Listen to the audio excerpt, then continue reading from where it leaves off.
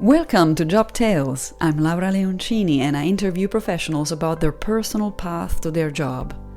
I met Adam Rote in 2010 on a film set. He was VFX Supervisor, Visual Effects Supervisor, and already a VFX professor at Chapman University. During this interview, you will hear of motion capture, Maya, 3ds Max, compositing, character animation, facial capture, etc., etc. And yes, there's a lot of software involved in a VFX job. So, Adam, welcome to my show. Tell me, what do you do for a living? Well, obviously, my story is half a decade old, but I could try to cram it in there. Where do we begin? Okay, let's begin with what is it that you do and what is that acronym, the abbreviation of your title. What does it stand for? Okay, at this point in this day and age, before AI, I'm a generalist. I've done graphic design, game design, visual effects, animation, and now on board with virtual production.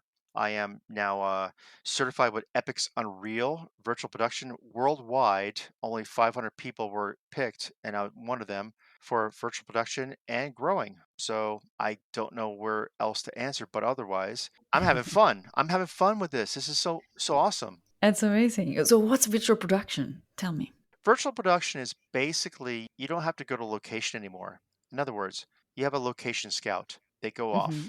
and you're at home watching TV, whatever, and you get a phone call. Hey, by the way, we found all the locations, whether it's Savannah, Georgia, New Mexico, Italy to Germany, whatever. Guess what? Now you can go on one stage and you can render out with real time, bring your characters into any part of the world and any time at the flip of a switch. Amazing. And so that means that you don't need to be in a exotic location anymore. You can turn you can do all of the Absolutely, scenes. yes, that's it. Wow. Let's backtrack actually to what you did to get there, right? So you were in your teens, early 20s, you decided that you want to work in movies. Is that how it went? And tell me a bit about that part of your life. In life, there is always something that lights the fuse, and you don't know when it's going to hit the bomb, but you follow the fuse. That's how I see Mm. it. Where I'll never forget, I saw the first Pixar movie, Luxo Jr., the one with the lamps. Has seen that. And it's a very universal film, very short, but also it's miming where you don't have language. So everyone can relate to the emotions. There's a little lamp and a big lamp. Obviously, it's a father lamp and this sun lamp. In the end, he kills the little ball and he doesn't know what to do and he drops away. And being a traditional artist, I do plein air painting, airbrushing, color pencils, but also I do programming. I love the tech side of it. I was very confused, conflicted, like, what do I want to do? When I saw that, I realized that's it. That is Mhm. it. So you were into computer science when you started. Yes, I was. I was into programming, the old good old COBOL days and Pascal. If anyone wants to go there, don't. We're on Yeah. C sharp sharp and C plus and Python nowadays, but back then I was programming and everything was on the keyboard. You program XYZ space. And at the same time, I was very impatient with that because I guess the first person of the world of the remote controls, I wanted to click and want it instantly, but I couldn't. But then I said, all right, well, how do they do this? Computer graphics. I did computer work and I did graphics. Perfect marriage. So I was born in Hollywood, California, raised in Miami, and decided to come back to California when I saw this because that's where the industry is. And I took a course in computer graphics, well, before it was that, at one of the community colleges, and I helped develop it to get higher end computers, which was back in the day, Lightwave and all then name dropping here. And I was the first person as a student and back in my teens, 20s, whatever, to get the first award at SIGGRAPH, which is Special Interest Group for Computer Graphics.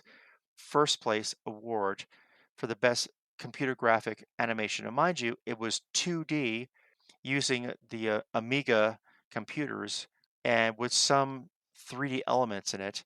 And I was able to pick three other people to come on board, and we showed everywhere across the country. And I was so proud to have my piece of paper that says Adam wrote, first person. That was huge. But that's where it really began. Wow, and we're talking about what year or like what decade was it? 1988. 88. Wow.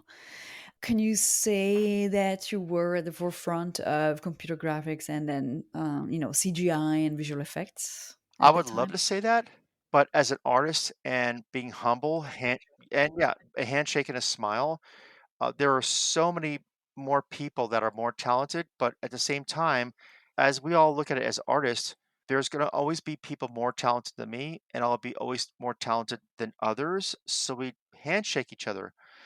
Taking that, I helped develop this Orange Coast College in Costa Mesa, their computer graphic department. And then Mhm. I went to Cal State Fullerton and I designed my own degree in computer graphics. They didn't have it. I cross pollinated the comp sci, computer science that is, and the art side with computer graphics. So we do art and science.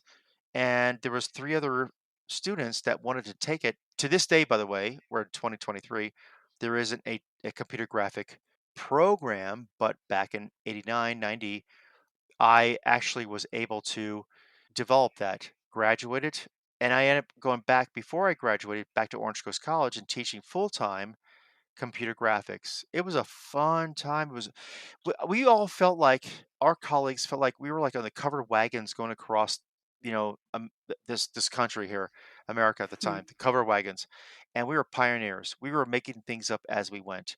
It was a fun time, and that was back in the day of the big post production side. That's when Avid started coming up, and that was pre-production. That was offline production, and Right, online yeah. was beta. Yeah, exactly, because at the end of the 80s and early 90s, it was really the beginning of it all, right? And you actually managed even to create and design a course and a class for at the university where you're still teaching. Can you tell me more about that as a VFX? I'll give the scoop on that. I was at a gas station and I met my friend John Snyder and I bumped into him. I hadn't seen him in years. I was up in Hollywood. I was working on movie industry and he said, "Hey, Adam, how have you been? Oh my gosh. Hey, John, we're filling up our gas tanks." And we started talking. He says, "By the way, we need somebody here at Chapman University to teach Photoshop, maybe Adobe Illustrator." Oh, okay. I've been there, done that. I remember learning Adobe Illustrator and Photoshop at negative 1.0. That's a big joke. And I said, okay, so here's my number. Before texting, before all that we talk about now online. Amazing that we actually survived before this and we actually gotten in touch with each other. So he called me up 2 weeks later. There is a position. Okay, so what time is it? I'm up in LA. Well, it's 7 o'clock. All right, traffic, of course. All have to deal with traffic. I don't care where you're at. So I make the commute on a Tuesday each week, and my reviews were very good. And one day the dean asked, "Can you head up our department?" And I said, "What do you mean head up the department?" "Well, we're a fledgling department. We started off in 1997. Here we are in 2000. And can you like build our department?" I said, "Build it into what?" I was very confused, by the way. Like, what do you mean? Build it into what?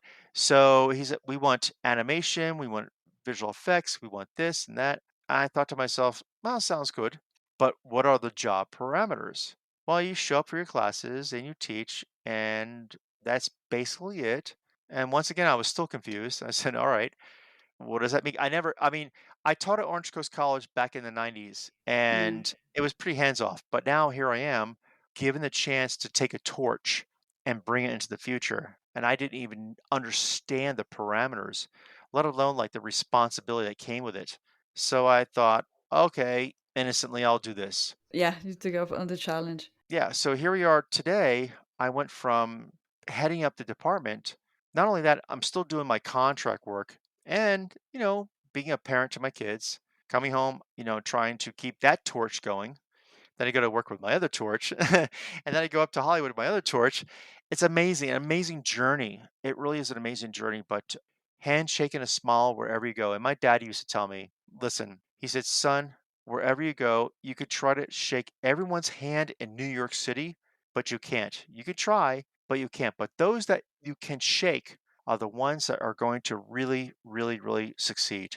That was very profound to me. Yeah, and was it new, the kind of teaching that you were giving, or was there something like that in other universities that you could, also exchange with or confront or It was all my own. I brought all my own syllabus, my own assets, my own quality to my integrity as I'm teaching and I'm working in the industry and trying to bring, the better skills out there and plus learning. I'm very humble. I like to learn plus help. I love helping people, get over that hill. So teaching wise, one of the biggest feats that I found. Now, mind you, we're number four right now at Chapman. There's USC, UCLA. But what makes us different? And I will tell you this. I was able to legally clone myself in class. Let me explain. what do you mean by that? Okay, yeah, let me explain. It's funny. It's actually all that my students love it. They love it. I get great reviews. I get like 5.0s and 4.9s out of 5 5, stars. and they love the videos. Yeah, I do. I get 5 stars. And the one thing about videos is that not only do I come up with my own content and I film my own content with my red camera, our 3D files, and I do 3D, I do background plates, lock off shots. I bring them in and they're like 5K to 8K, depends on what the systems can handle. And we use Nuke, we use After Effects, Maya, Arnold, all that. And the good thing is that here we go. I'm going to give you my videos that I have recorded with my assets that I have. So therefore, not only do you have my assets, you have my recordings. You can pause me, you can rewind me, you can fast forward me, or you can stop me. Does not matter. Do what you have to do. Guess what? In class, you never have to look up and down and up and down and up and down. And I'm clicking buttons, and there is no make art button. So they love it. And so therefore I go around as my own TA. So now not only are they learning from me at their own pace, but I'm now going around and helping them when they put their hand up. Hey, what's this? That's amazing. That's Amazing. the best way to Nice. teach, bar none. I recommend that for every professor. It's like interactive and then video lessons, sort of. Very interactive. Yes. Yeah. And they love it. They love it. Okay. Beautiful. I would like to come back to, visual effects. First of all, can you tell our listeners what's the difference between VFX and special effects? Visual effects are basically computer generated. Special effects are practical effects. So, in other words, if let's say you want an explosion, but you want visual effects. All right, here comes the software. You want Maya, you want Houdini, and let's say nowadays Blender, that's up and coming, which is an amazing piece of software, which Epic Unreal's, supporting them. Mm. Regardless, doesn't matter. I'm always the kind of person that whatever you want to use to get the job done, you're hired. I'm not going to say, why don't you use Maya? Why don't you use Maya? Why don't you use Maya? I hear that all the time. Hmm. Get the job done. I've worked with people on Marvel and other projects. Oh, why aren't you using Maya? It doesn't matter. It's not about the name. Like Levi's with or without the patch, button fly or zipper doesn't matter. So that's where I'm at. But visual effects are computer, special effects are practical. Right. And they do help each other, I guess, right? I mean, if you want to have a fire, you can start, you can have the practical effect, like on set, and then you, let's say, enhance it with CGI, or is it completely off?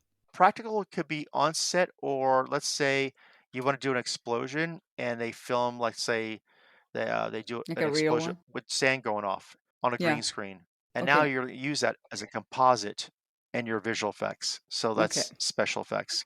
I would like to hear from you like a typical job of the ones that you have received in the last, let's say, 5 years. How does it work, and can you tell me maybe a little bit, step by step of what happens and what you do in that job? My background is I worked on Iron Man 3, Man of Steel, Equilibrium, with Spielberg, and much more. Cats and Dogs, fun job. Barnyard with Steve Odekirk. Most of the time, when you're working in this field, it's like you're rolling the dice in Vegas. You never know what it's going to land on. And even if you do, as an example, as you're asking, you first have to do a script breakdown. What are the VFX?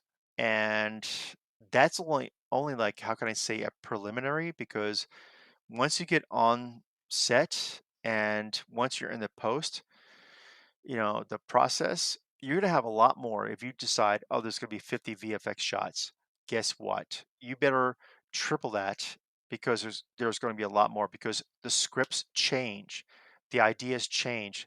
There's improv from the directors, from the actors, from the DP, and so forth.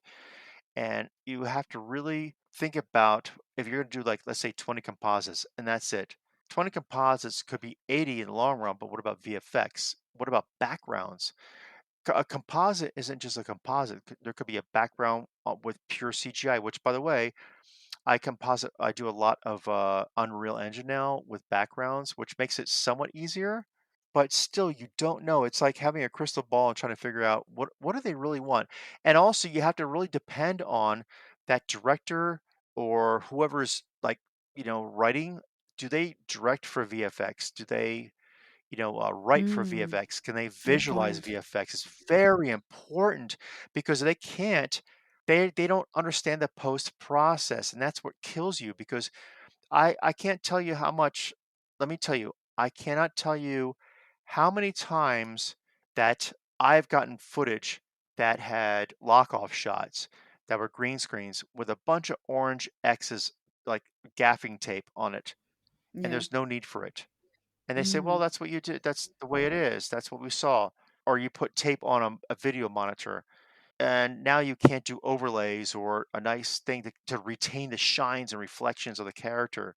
So there's a lot of intricacies that you can try to put out there, but a lot of times, it's kind of disappointing, which I try to teach too, where don't put tape on monitors, don't put tape on cell phones, don't put tape on this and this and this, because our tracking software is so much better. But we get DPs, directors, we get script supervisors that are out there that will just say, let's do this because they saw that on YouTube University. And it might not be correct. And they need okay. to learn how to consult others that are experts in this part of the field. Okay, when you do the briefing, or on the shots are going to be visual effects shots. Are you giving your input and your creativity to that, when to the director and the producers, or 100% yes. that's all happening actually in pre-production, right? During the Yes. making of, yeah, well, you break it on the script and you say it's going to be 50 or 70 shots that will require VFX, and this is how you Yes. visualize it, right?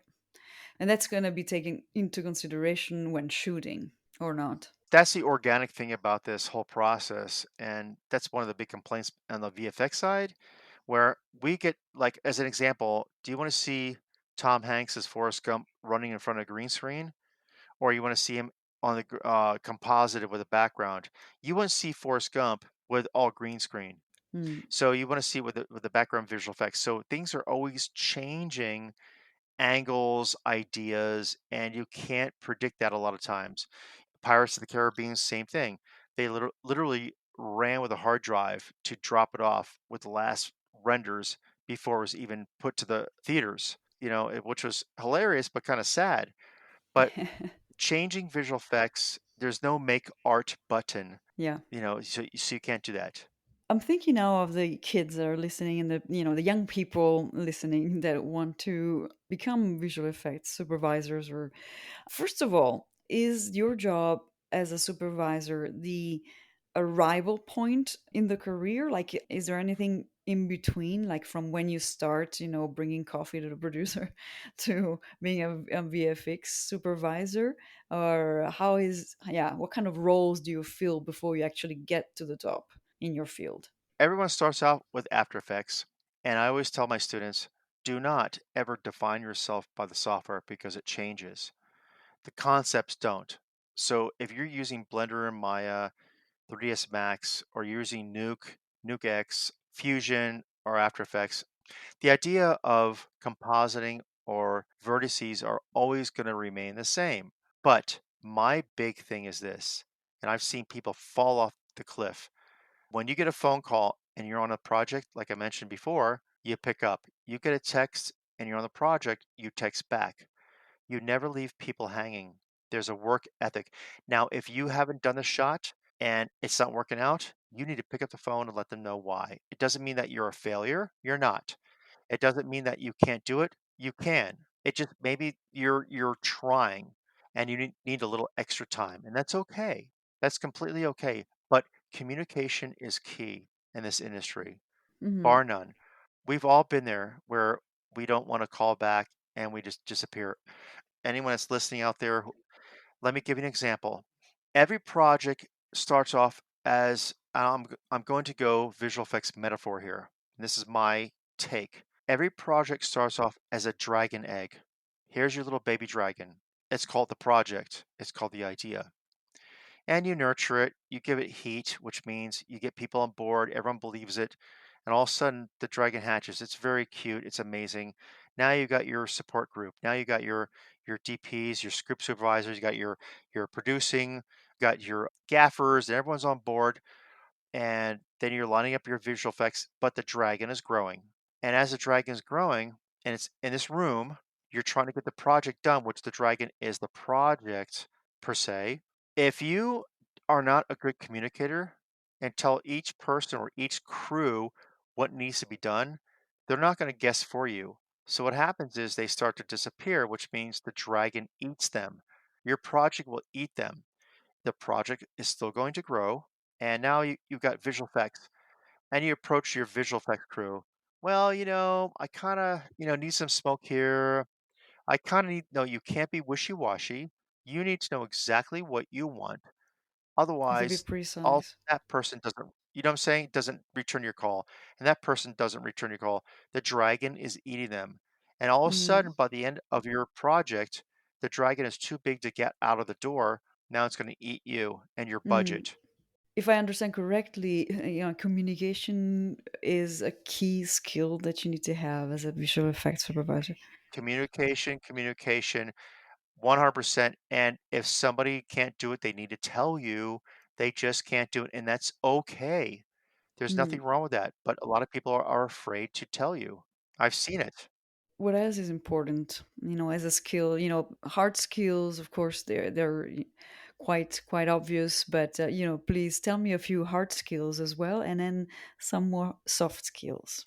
A few hard skills I will say hard is when somebody comes in and they say, hey, we need this VFX or compositing or whatever it might say one, two, three, four, let's say five things. A lot of times I come across where students will look at me and look at them. But even in the industry, I've seen this as well. I'm still in the industry. I'm working on a movie right now with Jamie Foxx and Mickey Rourke, and I have my crew look at me and say, "Hey, Adam, I haven't done that before, so count me out." And I look at them, I say, "Really? I would be the first person to raise my hand. If it scares me to hell, I'm in because I'm going to learn. I'm going to raise my Okay. hand, right? I'm going to Yeah. raise my hand and say, you know something? I don't know it. I'll learn it. And guess what? When I'm done with this project, I'll be a veteran. Hmm. So I look at the hard skills as do not slip down that hill because it's easy to go fast downhill, but it's harder to climb uphill, and you better climb. You better chip your fingernails and figure this out. And that's how you grow in the industry. That's how you become like a supervisor or producer, or director, or lead artist, or whatever you want to become. You don't get there by sliding down at water worlds. That's easy, you know?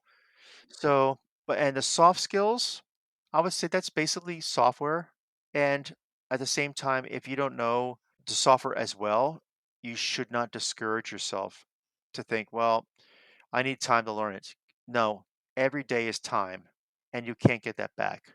You only spend a dollar once, and that's how I say in life. So learn it, and if you, once again, back to the first part, the hard skill, soft skill, one and one the same. If you don't know the software, listen, I'm on board because maybe they can't get somebody that wants to do it.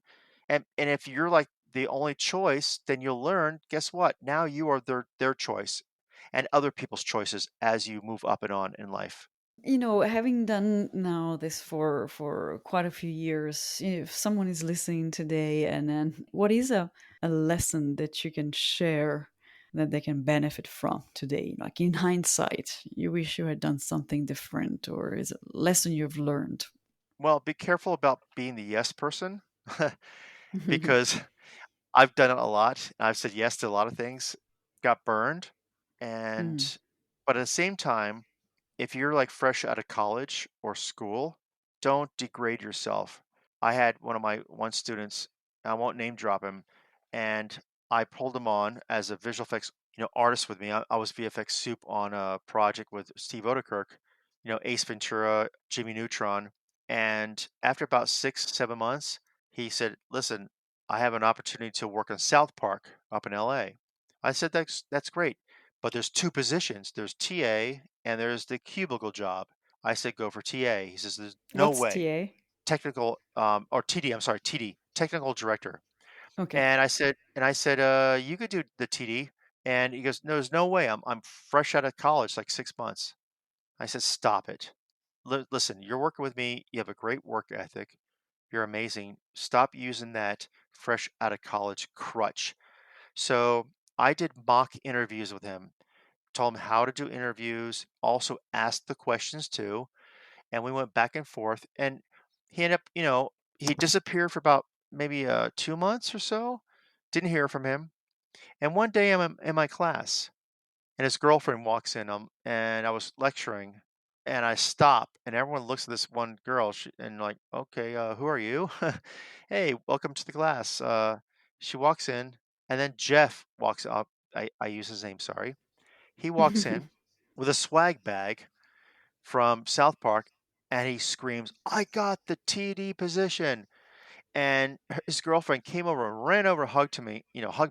"Thank you so much for kicking his butt and for giving him, incentive and also encouragement and a self-esteem." I said, "What are you talking about?" "He got the job as TD. Now he could take me out and afford dates with me." That was great. That was really That nice. was I, everyone I, was laughing and clapping. It was amazing. Like, wow, that was an amazing moment. I'm gonna have to stop it there because we're way That's beyond the okay. time.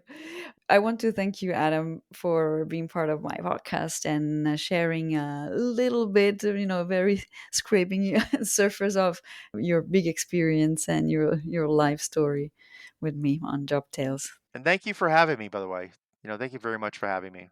Pleasure, such a pleasure. You've listened to another episode of Job Tales. Is there a particular job you're interested in? If you do, I'll do my best to make an interview. So write me at jobtalespodcast, one word, @gmail.com. Just to remember, it is TALES. Thank you, and till next time.